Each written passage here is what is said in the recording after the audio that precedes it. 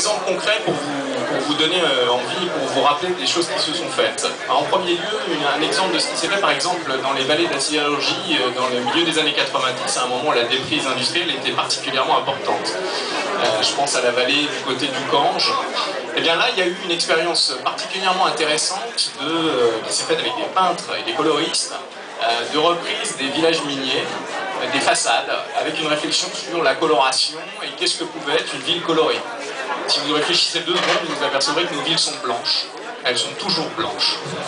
Regardez, tout ce qui se construit nouveau est en pierre agrafée, il n'y a pas autre chose, et c'est toujours blanc. Ben voilà un terrain d'investigation intéressant, et je peux vous dire que ce qui s'est passé en Lorraine, moi j'y ai un petit peu habité à ce moment-là, c'est qu'incontestablement, on a eu davantage de gens pour acheter leur logement, et des personnes qui sont venues d'ailleurs. Et bien pourquoi pas imaginer ça dans nos quartiers aujourd'hui, pourquoi pas relancer cette dynamique-là, et là il y a de la place pour des peintres, et s'exprimer sur des endroits qui sont a priori pas nobles, mais pourquoi pas. Deuxième exemple, qui concerne là quelque chose de plus éphémère, il s'agit du défilé des cultures, cher Zara si elle est là, mais du défilé des cultures à Montfermeil, qui est un bon exemple, me semble-t-il, d'association des habitants à des créations artistiques qui sont en l'occurrence des habits, des vêtements.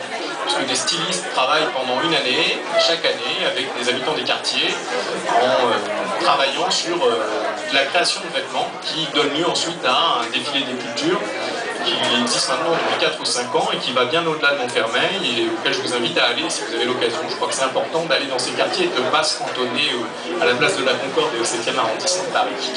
Voilà. Alors, au-delà de ces 2 exemples, il me semble, pour aujourd'hui, qu'il y a un enjeu crucial pour les artistes. C'est celui du Grand Paris. Alors, vous allez le partager avec les architectes, mais enfin, les architectes sont aussi des artistes.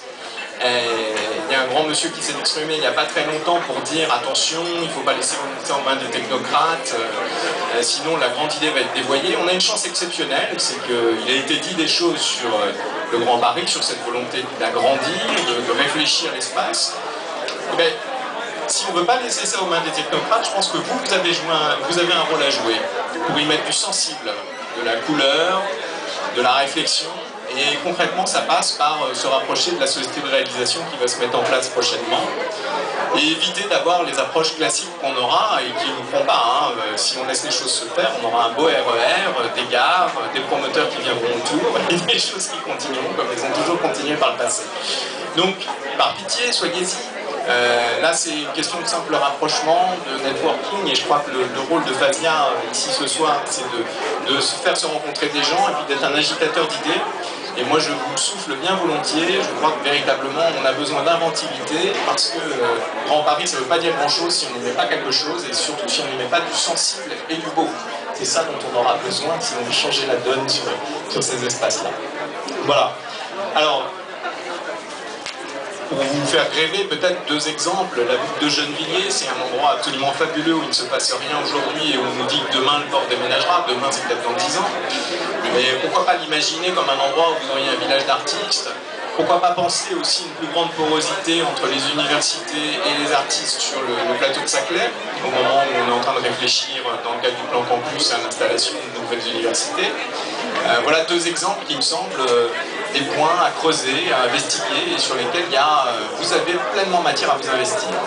Alors j'en viens maintenant à mon 2e point, pour vous signaler déjà ce qui existe dans le domaine de la rénovation urbaine. Il faut que vous sachiez qu'il existe 2 agences. L'Agence nationale de rénovation urbaine qui a quand même un programme de travaux de 40 milliards d'euros.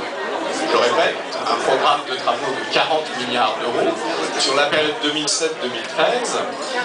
Et au sein de ce programme, il y a un bout qui va forcément, non pas au travers du 1% artistique, parce que je ne pense pas qu'on en soit là, mais tout est possible.